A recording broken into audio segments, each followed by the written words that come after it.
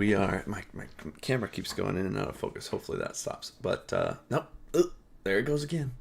But we're live for another Lunch and Learn. This is episode 7, you guys. We've done a few of these now. This is awesome.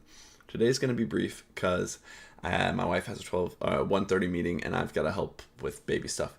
But today we're going to review just 8 minutes from Andrew Tate and talk about what he talks about in this video posted to X. We'll also, let's see. Yeah, there we go. We're live on everything. We'll also be talking, or actually, now we're live on Instagram. We'll also be talking a little bit about a similar thing that Elon Musk said, and just these comments from non-Christians in response to the whole Olympics, Last Supper fiasco. If you guys haven't seen it yet, I did make a video on this topic that you can go back and check out. It's like 17 minutes long. It's a deep dive on that topic specifically. Here we will be specifically addressing the concerns, if you want to call them that even, that Andrew Tate and Elon Musk and other non-Christian kind of conservative-ish trad masculinity influencer guys have had to say about all of this and about Christianity in the wake of it.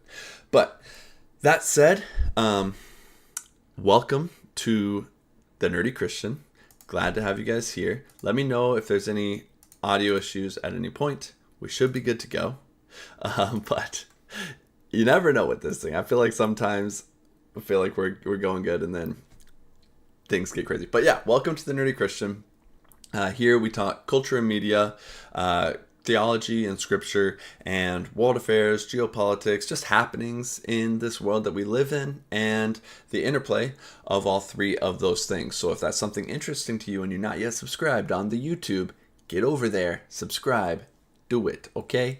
All right, but let's go ahead and just not waste any time. Let's pop right into this video from Andrew Tate on Christians being weak and needing to stand up for themselves. So let's go ahead and hit play. Have you noticed how France didn't mock Islam? Because it's an Islamic country now. All of Paris would be on fire if they tried that shit. As a Christian, how are you... Quick disclaimer, I don't know how much language he uses in this, so sorry in advance. Not furious. How are you not angry by what they've just done? They've openly mocked your entire religion from head to toe. One of the most sacred images throughout all of Western civilization, the Last Supper. They mocked it. And you're just going to sit there as a Christian and what? Forgive? Turn the other cheek. Oh, just turn the other cheek, forgive. Go on, tell me. Tell me the Christian doctrine. Tell me about it. It's kind of funny that he says, oh, just turn the other cheek and forgive. Like he's literally mocking Jesus' words. He's mocking Christianity. That is mocking Christianity. As he's saying, like, Christians, why don't you stand up for yourselves? And then he mocks Christianity while telling Christians to stand up for themselves. How ironic is that? Man. Okay. I'm not called to take vengeance on them because vengeance is God. I don't know who this is that's playing the other side, too. I don't know if it's his brother or what. So I'm called to battle my own flesh and to not get caught up in some culture war. I'm not. No, yeah, don't get caught up. So it is heartbreaking. Yeah, that's right. Don't get caught up in a culture war. Just let Christian culture be mocked openly and destroyed in real time and decimated and replaced. That's it. Don't get caught up in a culture war. Don't get caught up in here in the flesh. Let's just forgive and let them make fun of us forever and do absolutely fucking nothing. And let them mock us forever and let them replace us. And we're just going to sit here and turn the other cheek and read the Bible. Bro, I don't know what it's going to take for you people to stand up and stop taking this shit. France is supposed to be Again, just sorry for anyone watching on the language. I don't know how at least to bleep it out live. So, I mean, this is live, but wanted to address this in this Lunch and Learn. A Christian fucking country. The worst thing about this is actually the fact that none of this has anything to do with sports. They could have done this at any other time. No, they chose this random event.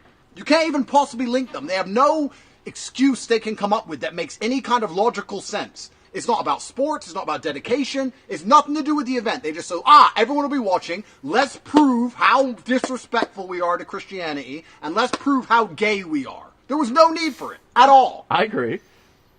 What should I have done, or what should... So, like, yeah, was there no need for it? Was it offensive? Was it kind of a slap in the face to Christian sexual ethics? Yes. I don't think that this is kind of a red herring almost, that like, well, if you're offended, you should take this XYZ action, like is Tate's response. And it's like, well, no, we can be offended and find this to be a mockery of Jesus and of the Last Supper and of Christian sexual ethics, while also responding in a Christ-like manner. Like, it's not this dichotomy of one or the other. Should Christians have done? Are you mad? Yeah. Are any Christians? It's heartbreaking. Are any Christians at all, a single one, going to even bother to go outside and protest? Are any Christians going to stop watching the Olympics? Are any Christian athletes going to step down? Are any of you going to do anything after the most blatant mocking, probably in history, of Jesus Christ? Or are you all going to sit there and do absolutely nothing? Okay, that comment. This is probably the most blatant mocking, probably in the history of Jesus Christ. Dude, do you know what the crucifixion is? The crucifixion itself was the most blatant mocking in the history of Jesus Christ. They put a crown of thorns on his head. They nailed a sign to his cross that read King of the Jews. And they told him, hey, Messiah, like, bring yourself down. Why not? You person who's claiming to be God. Like, the whole thing was a mockery. Christianity is founded on a mockery of God in an ironic way. But like I said in my other video, the enemy thought he was mocking Jesus while he was really just tying his own noose. The message of Christianity is this inversion of the world's mockery, this flipping of it on its head to where it's turned into a tool of reconciliation, a tool of good. God's all about redeeming things, that like taking action that's intended against him and kind of playing 4D chess and making something good out of it. And you know what? Who knows what God might make out of this? We'll see. I can't even begin to imagine what God might do out of this. Maybe in some ways he's waking up people who identify with that community about like, hey, like some of these people are pretty hostile to Christianity. Maybe this isn't something that you really do identify with that much. I don't know. I can't say, but I'm sure he'll do something. And talk about how somehow, in the end, it'll be fine. Oh, we have a cancer tumor, but in the end, if you just ignore it, it's going to be fine in the end. No, they wouldn't dare do this to any other religion. They wouldn't dare do it to Judaism, and they wouldn't dare do it to Islam. They would not dare. They mock Christians because you're endlessly weak, endlessly forgiving. You know what happens if... Yeah, that's Jesus' whole thing. 70 times 7. That, you know, Peter asked him, how many times should I forgive? And Jesus hyperbolically threw out a number that basically meant forever. Like, Tate, you're mocking Christianity by telling Christians not to abide by the ethics of Christianity. Somebody's endlessly forgiving. At first they're a good person, and in the end they're taken advantage of. And I understand. You're making me read the Bible. Me and you talk about these all the time. The Bible's all about forgiveness and turning the other cheek, and Jesus forgives, and in the end, he's coming back. I get all of that. I understand it. But as a man with beliefs, don't you have any semblance of rage inside of you? And not just you. All the Christians. Everyone's just going about their day. All the Christians in France are just doop-de-doo. There are not that many Christians in France in the first place. It's worth noting. It's like 4%, like 4% of the population identifies as Christian. Well, no, much more than 4. Like 38% identifies as Christian. 4% attend services at least monthly. So really have like an active faith. What the fuck? We should call it out, but we shouldn't let it enrage us. Why? Why? Anger moves the world, friend. You got to be careful though. You can't fall into what? Anger moves the world. It was, I guarantee, during the Christian Crusades, they were angry. You know, no, there is actually a huge movement to boycott the Olympics, and a lot of people are boycotting and not watching it. I will not watch a single sporting event. People can share the 100-meter relay, and clips can go viral. I'll block everyone who tags me in it. I'm not watching any of it at all, ever. I mean, here's the thing about... someone messaged me about this yesterday and asked, like, what do you think about, like, is it okay for us Christians to boycott the Olympics? Or they didn't message, they commented on my YouTube video. And my response was pretty much like, look, like, that's a matter of personal conviction. Like, last year, whenever Target did the whole, like, transgender swimwear for children thing during Pride Month, we didn't shop at Target for a while because that just, to us, violated our ethics and seemed like a pretty, to me, that's like not an okay move to start like moving this gender ideology into the arena of kids and like kid spaces. It's not cool. So yeah, like boycott things as you feel convicted to do so. But one thing like worth noting with those who are saying like we need to boycott the Olympics is this like there are still a lot of Christian athletes and people participating in the Olympics who you could support. It's a platform to potentially share the truth of Christ, the empowerment of Christ that these individuals have experienced with the world. When Christians pull back from the world in response to evil, when they remove themselves from the international stage in this case, I think they don't do the world any favors because they're removing the presence of Christ from a place where it's needed to combat the presence of darkness, of evil, of wrongdoing. I think when Christians see evil displayed on national stages, on international stages, in politics, they should not necessarily pull away from those things. They should instead seek to engage them, seek to infiltrate them, seek to lead with the gospel presence, and not in the sense of like Christian nationalism, like we're gonna make everyone in this country act Christian with Christian laws and stuff. But like someone asked me like, are you saying, because I was writing against Christian nationalism, they're like, are you saying Christians should be politically active, they should run for office? And I'm like, yeah, they should get their hands dirty and go do the work and try to be present and applying their Christian ethics to their capacity of professional career, like whether that's in politics, in diplomacy internationally, whether that's in sports. Yeah, we should be present. There's a difference, though, between coercion and force and simply displaying the gospel of Christ in every situation that we find ourselves in, professionally and personally. So, anyways, we'll continue. Absolutely unacceptable. Anger moves the world. And I think... Wait, is that like... is that... I know Tate's a Muslim. Is that a quote from Islam? Like, he's saying this as if this is like... This is a fact. I would heavily disagree with that. That the world is moved, one, by God, and two, as MLK said, I'm paraphrasing here, but the arc of history is long, but it bends towards justice. That God moves the world in a progressive direction towards Christ's reign and towards the reality of his justice. And although the world attempts to respond in evil, eschatologically, I think there are interesting arguments to be made for the millennial reign being present, and that there may one day be a time where Satan gets some kind of full authority back again and rebels against God much more openly than ever before, with millions of people deceived behind him. But I think there's a strong argument to be made that, like, no, God is, like, the world has been sanitized largely by Christianity from what it was before. There seems to be some real sense in which Christ's reign is active and present in this world. And, I all that to say, this idea anger moves the world, I'm like even trying to think of like examples where that's like true, that like anger was what drove progress in some way. And maybe you could make the case of like anger at injustice, but even then the people that responded in anger most of the time against the injustice were those who kind of responded in incorrect ways, and like the people who responded to the injustices against Germany that were done in the Treaty of Versailles, those people weren't very good in the 1920s, 30s, and 40s. Yeah, so I hard disagree. I think that all of this trope about endless forgiveness and allowing yourselves to be mocked and taken advantage good morning, Jedi Ghost Bear.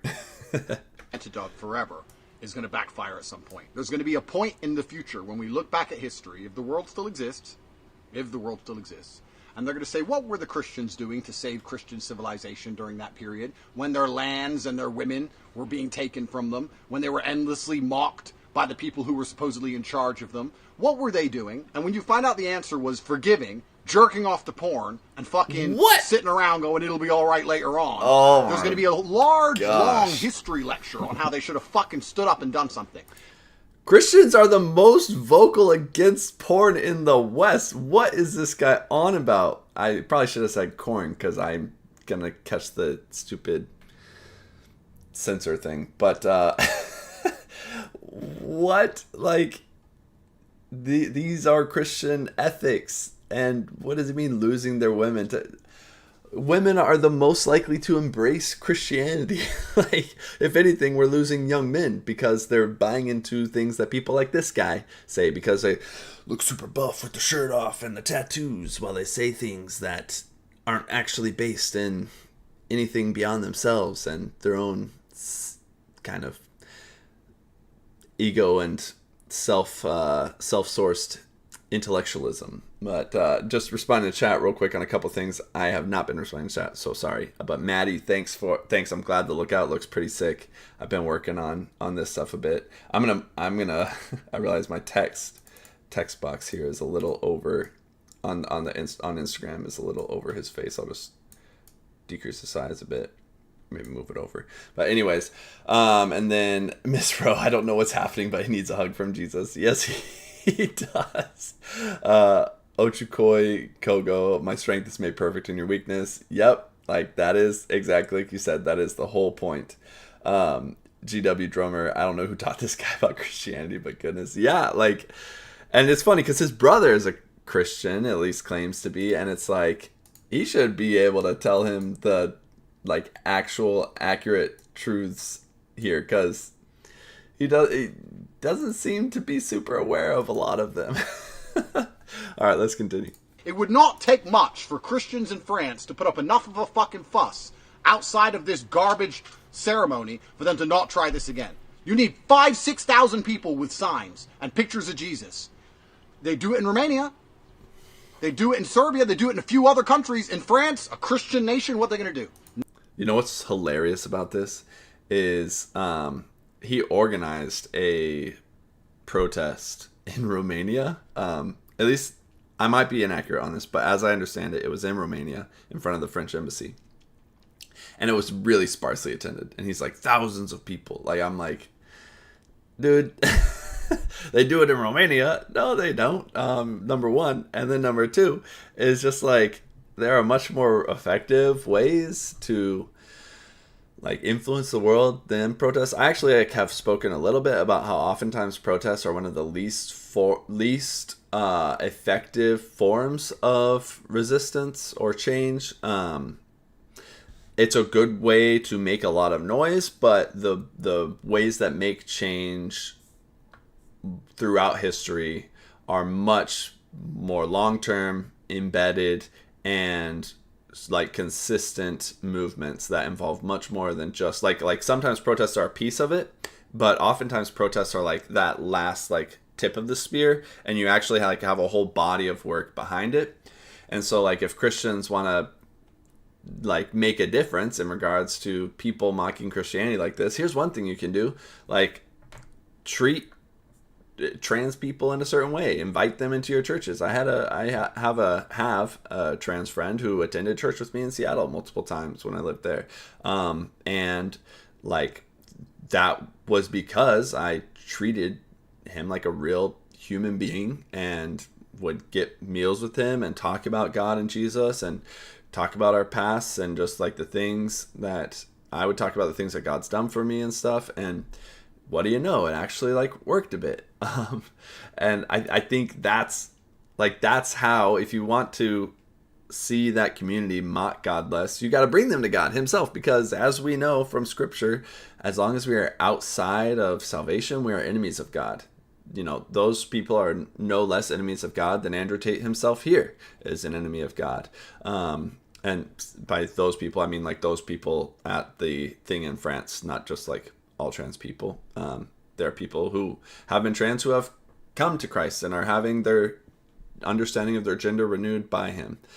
There's actually a huge detransition movement in the world right now, which I think is really encouraging and speaks to progress perhaps in a different direction than many might have expected a couple of years ago. Anyways, let's see. Hamza, Jesus was a prophet, and why don't you pray to Jesus as God and not to Jesus? So Jesus himself said, I am the way to the truth and life. None come to the Father except through me. Not Muhammad. He said through me. And he also was nearly stoned for claiming oneness with God at a couple of points. So he himself, like C.S. Lewis says, Jesus was either a liar, lying about his divinity, or he was a madman, crazy about his divinity, or he really was the Son of God, God incarnate, the God-man, who died and rose again. And there's really no in between. The most intellectually honest assessment of Jesus that is outside of Christianity is simply that he was a liar about his divinity, but he said other good things, or that he was crazy and happened to say some good moral things. But there's not really any option that says, yeah, Jesus was honest and a good prophet, but he wasn't God. Like, if he was a prophet and wasn't God, then he was a false prophet. So that would be my response, sir. Nothing. We're all going to go out tonight, drink alcohol, and fuck. Oh my gosh. I'm sorry, you guys. The language on this is just... I hadn't watched this whole thing. I'd heard of it, but I wanted to watch it live to live react, and you're getting the live react. Fucking failures. I'm telling you, it's a failure of the religion, and it's a failure of the Christians to allow this to happen. The failure of the Christians is that 4% of French people are actively engaged in either Catholic or non-Catholic Christian faith. 2% Catholic and 2% non-Catholic attend church services at least once a month. Cherries picked fresh in response to you. Yeah, France is not a Christian nation. 51% of the nation identifies as non-religious. This in a nation where that the roots go like going way back into its roots. This was one of the first Christian nations in Europe. And yet this is where it is today. That's the failure of Christianity. Something got twisted along the way that allowed Christianity to dramatically decline. And I think it was some of kind of what Tate's envisioning of what Christianity should be. It was some of that becoming what Christianity was, where it was this cultural force. I mean, read about the Huguenots in France and the Protestant Catholic wars and stuff. I studied France in college, and my professor was talking to me once about how religious imagery is banned, like in public settings in France, like schools and such. Like, you can't wear a crucifix necklace in a school. It's illegal. And she basically was like, France has a really dark history with religious violence, and so in the modern nation, the reaction to that history has been to attempt to basically ban religion from public forums and public spaces in any capacity, which is definitely, I would say, an overreach and overreaction to that history of Christianity exercised in a flawed manner, and a manner obsessed with power and conformity. But that's kind of a little bit of how they got there. And so it's kind of ironic to hear people like Tate push for more of what got them there in the first place. Because I'm like, that's why we're here. Like, that is how this all happened, dude. That is not, your solution is not the prescription. That is the illness. But anyways, Ozark, okay. Stuff about the Vatican's possessions. Why does the Vatican have 52 miles of manuscripts? And regarding the ownership of the Catholic Church and Vatican hold, whether it be stocks, land, or officially held documents, it's overwhelming. I mean, I don't know about, like, I'm not Catholic. I don't know about their holdings and stuff. Sorry, I can't get into that a whole lot. And Susalka, I mean, Tate himself is self-proclaimed Muslim. Are we surprised that he expects Christians to act violently towards the Olympic controversy. Yeah, I'm not surprised at all. But it's just kind of, it's amusing and sad because not only Muslims are expecting this, like Elon Musk said Christianity is toothless. He tweeted that this week. And I'm like, Christianity has the Lion of Judah. I talked about this in my video. I'm like, God's got this covered. 1 Corinthians 5:12-13, Paul says, who am I to judge those outside of the church, but judge those inside of the church? And then he says to expel the evil person from among you. Like he's saying, take evil inside the church really seriously. Those outside of the church, what do you expect? They don't know Jesus. They're going to act like they don't know Jesus. And that's kind of the biblical response to this. Like God, it says God will judge those outside of the church. God's got it covered. We don't need to. Our job is simply to be agents of reconciliation with God's message of reconciliation and redemption for the world.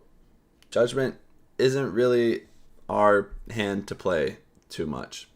But anyways, let's continue on. It's crazy that this video is like 9 minutes long and we're already 26 minutes into this stream because we've been talking about all these things a lot. But I appreciate the engagement in the chat, you guys. This is awesome.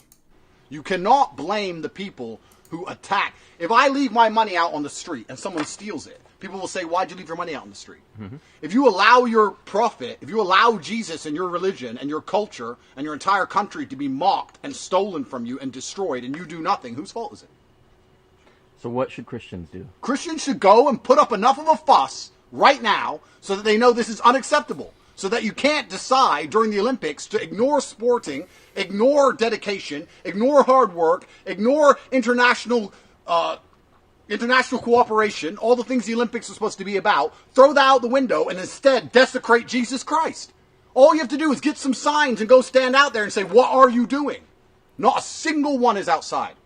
And you're telling me that if you were there, you wouldn't be enraged either. There has to get a point where you get mad. This is a genuine question. I'm trying to understand your mindset. Someone breaks into my house and rapes my wife. Right? Okay. They knocked me out. They shot me. Like Hard to Kill. I'm Steven Seagal. They come in, they hit me with the shotgun. Bang. Takes me down for a minute or two. They rape my wife. I get up. Oh, well, turn the other cheek. No. No, people must pay the price. They must pay for what they've done. So here's a fun, this is actually not a fun story at all. Here's a story, trigger warning. I know a missionary in Mozambique who was living in a home with him, his wife, and there was someone else who was a missionary, I think, who was staying with them temporarily in another room in their house. And two armed men break in and attempted to do this to his wife after tying him up. And they actually were like sharing the gospel with them as they like robbed them and attempted to do horrific things to them. They're like, you don't have to do this. Jesus loves you. He wants to free you from this kind of stuff. And they're like telling them about Jesus while this is happening. And so this is like literally a real life inversion of this metaphorical idea that Tate came up with here. That's real Christians displaying the gospel in that way, in that kind of setting, and in frustration, just getting frazzled with this weird response from these crazy Christians. These two men left. they just left. They stopped and left. And like, you guys, I don't know that I would be spiritually strong enough to respond in the same way that those people did. I think it's pretty astounding. But all that to say, like, there are Christians who get it and who do respond in ways that are shocking because they are so outside of the idea, the human understanding of what a proper response is, that actually cause sometimes behavioral change and actually cause people to encounter Christ. I don't know what happened to those two men after that experience. Perhaps they came to know him, perhaps not. I have heard stories of people who tried to unalive missionaries with guns whose this was in, I think, the Congo. These guys were trying to ambush this missionary, and they like knew his route, and they were tired of this work that he was doing in their community. It was this militia, and they tried to ambush him, and their guns jammed, and like 3 times in a row it happened. And then they like came out one day, like as he's on the street, they like come out and they're like, "How are you doing this? Like, how are you? What is this, a spell? Like, what is this?" And he's like, "What are you talking about?" And they're like, "We've been trying to kill you and we can't. Like, what is this power you have?" And then he tells them about Jesus. Like, we've got a God who's strong enough. And that's not to say that bad things won't happen to Christians, because they will. But trusting God to be the arbiter of justice and vengeance is a much more, perhaps you could say, enlightened Christian path than taking those things into our own hands. And sometimes we'll mess up and take things into our own hands, and you know that's part of being human. But there is there are these ways of Christ, both land, the blood of martyrs is the seed of the church. Yes, exactly. These ways of Christ are what truly shock and change the world. Anger doesn't change the world. The ways of Christ shock and change the world. They will pay for that. If I sit there and talk about forgiveness, am I a nice person or am I a bitch? Gosh, dude. There comes a point. There is a line which can't be crossed for all men in all things, whether it's religious or anything else. And if you cross that line, there are consequences. People ask me all the time. I had this conversation the other day. I said, I'm absolutely capable of murder. Of course I am. Mm-hmm. There is a line. Mm-hmm. If you cross that line, I will kill you. There's a line for Christians. I'm not asking for mass violence. I'm saying pick up a sign and stand outside. It's That's probably fair. Fair. It's a sunny day. Go out in the sun and show that you're upset. No. Which none. Is fine. And then Christians complain that, France, the Muslims are taking... The Muslims protect their religion. They respect it. So others... I mean, it's fine. Like, Christians have been responding in this way. That's why I'm like, what are you on about, man? Like, the outrage has been huge. So much so that Christians are being gaslit into this idea that this wasn't even a thing, that this didn't really happen. You know, like, yes, this happened, and there's no need to gaslight us into saying that this wasn't the Last Supper. The Paris 2024 organizer said it. At least 2 of the drag performers said it. The only person I've seen deny it is Thomas Jolly, who was the choreographer. But, like, yeah, it was that. Stop trying to gaslight people to say it was just a representation of the Feast of the Gods. But also, like, Christians have been upset about this, and I would say rightfully so. Somewhat, perhaps, in ways that aren't productive or healthy too. Like, we should be outraged against people targeting Jesus for mockery, but also, like, world's gonna world, and we have a bigger priority of ministry to the world. But it's just kind of funny to me to hear him like make this rant when I'm like, do you know any Christians, dude? Because like, my feed has been full of Christians expressing outrage over this. Respect it. Mm-hmm. And then you wonder why France is now an Islamic country. On Aiden says on TikTok, this is a clip. This isn't a clip, dude. I'm on TikTok, Instagram, and YouTube. All those right now, streaming this. So, not a clip, but I'm just trying to keep up with all the different chats. In 50 years from now, they'll still be mocking Jesus Christ, and they will not dare do it to Islam. They will not dare. And then you want to sit here and talk about religion and which ones you can argue about the two, blah, blah, blah. I don't want to get down that route because it's a messy one. But I just don't see how you can have a belief you don't stick up for.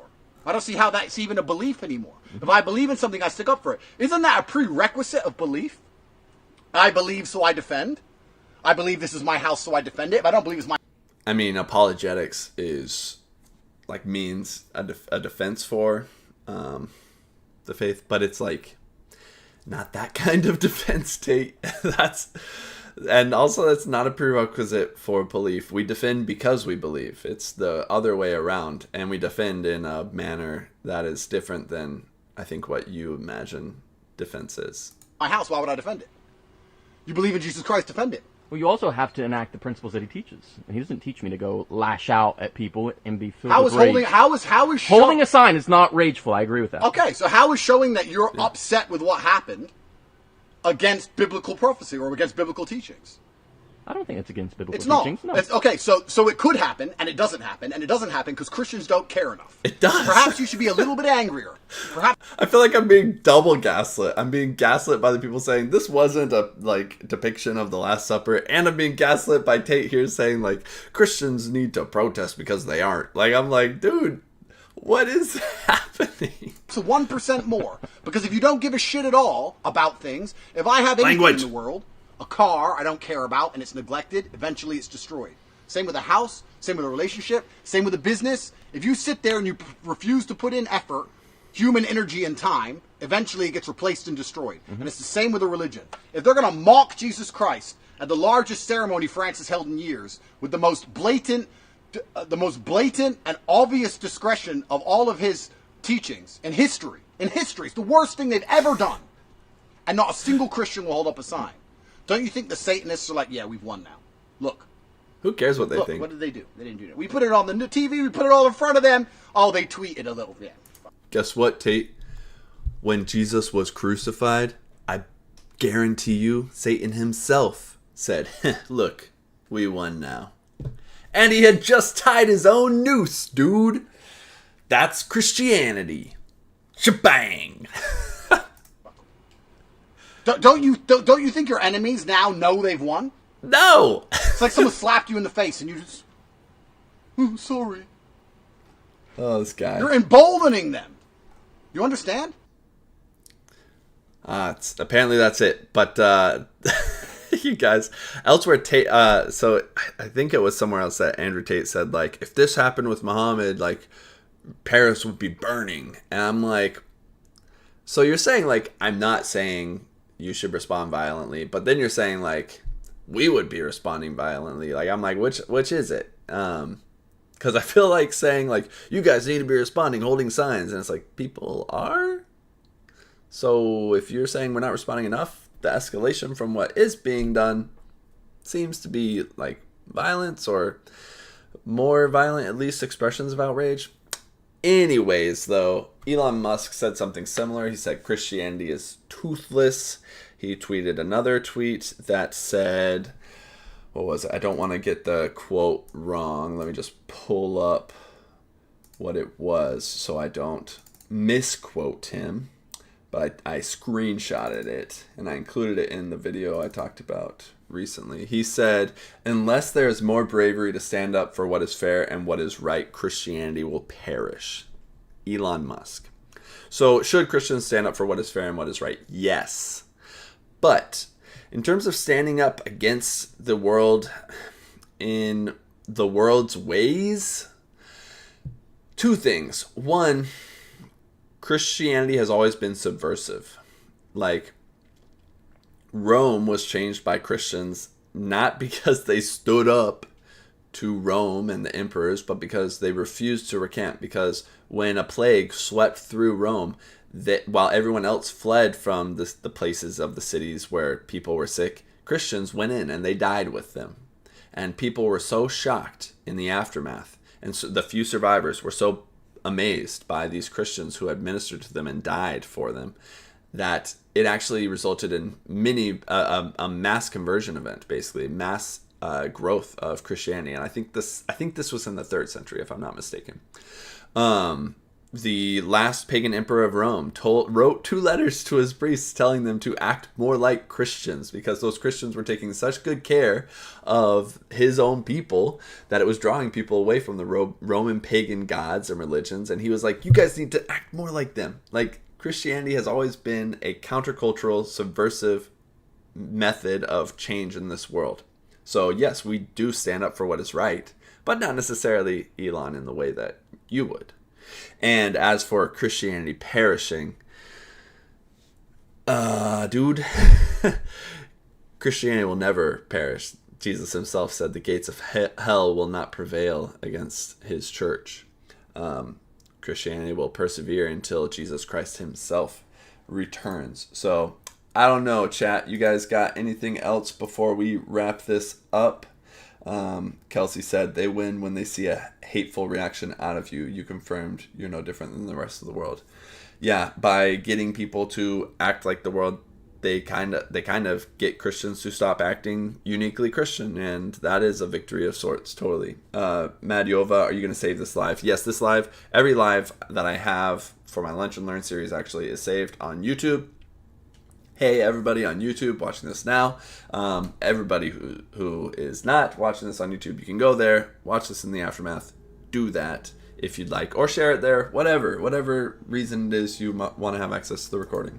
And on TikTok, man, people were actually hitting up the chat on TikTok. So, there, I did not see that so much. But thanks for the rose, Giovanni, appreciate it. Gustavo, what Bible do I read? I read the CSB primarily, but I also read the ESV and the NLT pretty often, and NRSV when I want kind of an alternate perspective. So NLT I read more for like it's more paraphrased, not in a bad way, but like in a thought for thought instead of word for word kind of way, to try to convey, as they understand it, the author's intended meaning. NRSV is more influenced by a variety of Christian traditions, so both Orthodox, Catholic, and Protestant. So I like to read that sometimes for an alternate array of kind of combined perspectives. The CSB is my favorite for kind of word for word, direct understanding of translations, and ESV is just what I kind of grew up with, so it's maybe what's most familiar to me, or at least what I read from like early teens through to now, after I advanced off the NIV. But yeah, that's my take on versions of the Bible. Bubbles, did God endorse? All right, let's just go ahead. I've got 15 minutes. We can answer some questions people have been dropping in the chat. Let's see. I was raised agnostic from Word. I was raised agnostic. Can you explain why hell is a punishment for sinning if the devil is evil? So there's 3 perspectives on hell. And I'm not going to do like a really in-depth thing on any of them, but all of these are valid within Orthodox Christianity. I would say the last one I speak to, I think, is least likely. But there's eternal conscious torment, which is the idea that hell is a real place that you go to for eternity. I would say from my understanding of Scripture, the only valid interpretation of any of these is that when we die in this time, we go to Sheol or to heaven with Jesus. Sheol is more like a holding place for the dead than the lake of fire that we see in Revelation. Now, in Revelation 22, I think it is, 2022, it's somewhere around there, is the judgment seat of Christ, where we all go before him and enter to our eternal destination, which is either new heavens, new earth, or the other place. Now, the other place might be the lake of fire. It says it was prepared for Satan and his angels, so it wasn't, at the least, it wasn't made for humans, right? But people who choose to be separate from God, that's the only other logical place to go.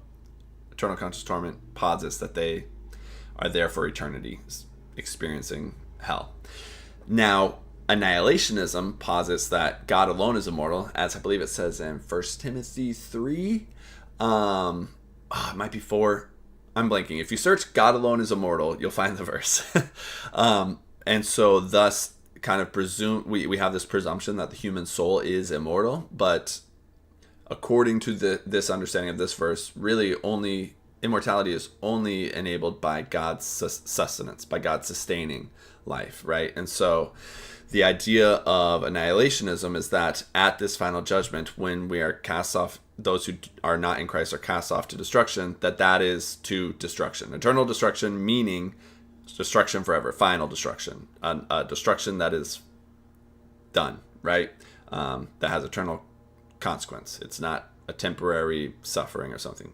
That's the annihilationist perspective. There are reasons to believe in that. I personally am kind of like 49% that, 49% eternal conscious torment. I don't know for sure what it would be. Third of all is Christian universalism or ultimate reconciliation, which posits that all people, after suffering some, almost treats hell more like purgatory, which posits that all people eventually will be cleansed of their sins by God and brought into his presence and redeemed. And C.S. Lewis kind of wrote similarly. He said, he posited this idea that hell is locked from the inside, that no one would be there against their will, that everyone would only be there because they do not want to be in the presence of God.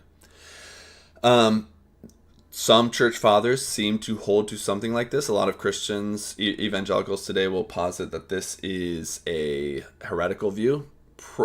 The heretical view is that all religions lead to God, or all things are equally true. The non-heretical view, that is proper Christian universalism, is that only through Christ can we be reconciled to God, but that this reconciliation can happen also after death. So I can't tell you for sure. Like I said, like that's like the 1 or 2% remaining. Like potentially this could be a thing. I would love for ultimate reconciliation to be a thing, but I live and speak as if eternal conscious torment or annihilationism is, because it is urgent, and people experience damnation. I think not only like damnation and salvation is not something you just experience after death. You are living separated from God, or you are living reconciled to God, and that makes all the difference in terms of the reality of your life as it is. And so you can experience salvation and reconciliation with God and freedom from sin and from darkness and from despair in this life. You don't have to wait till death to experience all of that. And that's salvation. Salvation is not just being saved from hell. And I hate how much we've emphasized this idea of hell and salvation being tied to that concept. Salvation in the Bible, hell's talked about not very much. And when the gospel is presented, usually it's not presented with this idea of hell either. It's presented in response to people being saved from judgment here and now, from separation from God, from despair in their sins, from human brokenness.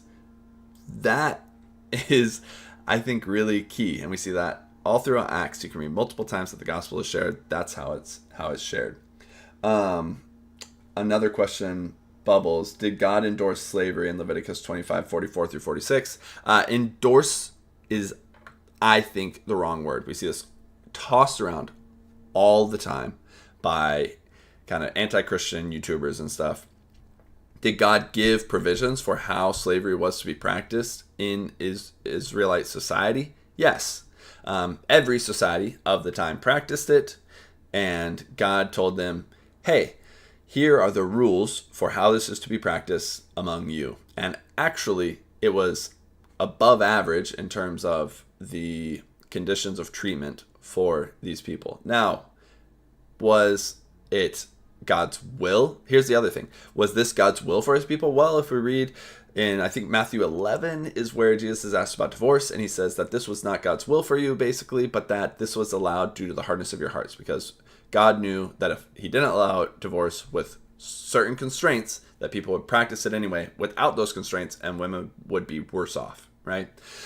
So I think similarly, God, knowing the hardness of human hearts, saw that the Israelites would practice slavery regardless, and if they didn't have constraints in their practice, would do so in the same horrific ways that their neighbors did. And so instead he gave them constraints for how they would practice it, that in his sovereignty he saw this is going to be the best possible outcome. Notice that this is not, like, instructions are not given in the same way for slaves in the New Testament. Paul actually tells Philemon to treat Onesimus, who was his slave, to treat him like a brother in the faith, no longer just as a slave. So there's Paul also tells slaves that if they have the opportunity to obtain their freedom, that they should. So this is, yeah, I think it's a weak point. Let's see. Word. I also don't understand how God has a plan for everyone, but then brings natural disasters and death. I would say God has used natural disasters in Scripture and perhaps historically for his purposes of judgment and stuff, but I would not attribute all death in that sort of way to God. And I would also say that death from the Christian understanding is not the end. It is not the worst thing. J.R.R. Tolkien in his books writes of death that it is the gift of man compared to the elves who live immortally. He terms death the gift of man because it allows man in his books to enter into, I'm blanking on the mythology, but it's something like they're like then united to Eru Iluvatar or enter into his presence or whatever that is. Similarly, I think death is sad and it's a separation of us from those we love, definitely. And it's not ideal, and it is not God's ideal. God created humans with life provided to them, right? But the fall was permitted by God as humans chose to redefine good, attempt to remake the world in their image. God allowed them to, and thus death also entered into this world, death and decay. And that's just kind of the consequence that we have to endure until he comes and one day makes all things right again. And all that is, what is it that C.S. Lewis writes? All that is sad will be unmade or undone. Something like that. I hope that's helpful for you. I know, especially if someone's has lost a loved one, those words can sound cheap and hollow. But I hope that the heart behind them and the message behind them is understood. All right. Madyova IP has a video on Christian nationalism, and it kind of ties into this. It helped me understand better how we should address this stuff. I'm guessing you're talking to some of the earlier stuff, but yes, he's a great dude. My wife just hit the chat. Hi, remember I have a meeting in 10 minutes. Yeah, I know. I gotta pop off of this in a bit, you guys. But hey, thanks to everyone for joining the live. This has been the most active Lunch and Learn we've had yet, so this is super cool. Thank you guys for joining. Again, every Wednesday at 12:30, we go live here. We watch some videos and talk about them. Different things, sometimes Christian related directly, sometimes more related to culture and media or world affairs, geopolitics, and just being informed and wise individuals. But thank you to everybody who joined. I appreciate you. Hope to see you next week. If you have not followed or subscribed, please do so. Would love to have you stick around, and you have a good, blessed day. All right.